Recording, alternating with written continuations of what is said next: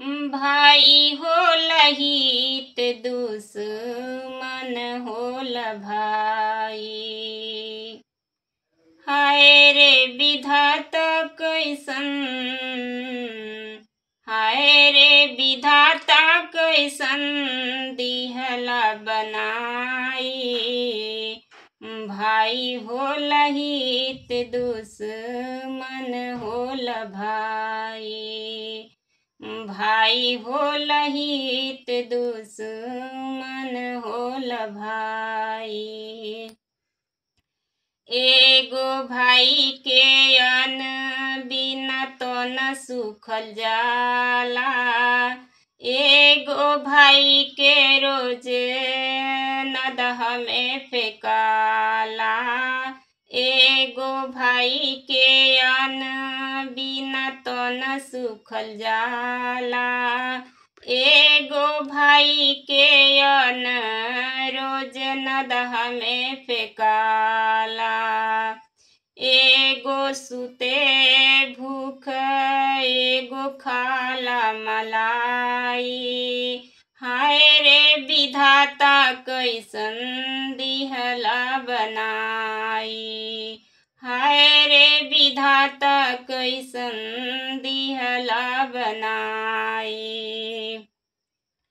भाई होला हित दुश्मन होला भाई। हाय रे विधाता कैसन दिहला बनाई। हाय रे विधाता कैसन दिहला बनाई। एगो भाई के कपड़ा रोज देखा सियाला। एगो भाई के शर्ट पर पेवन रखाला। एगो बैठे सोफा सेट पर, एगो बैठे सोफा सेट पर, एगो चटाई। हाय रे विधाता कैसन दिहला बनाई। हाय रे विधाता कैसन दिहला बनाई। भैला सयान पढ़ी लिखी खेली कूदी। आइल में हरिया तो भूल गईला बुद्धि।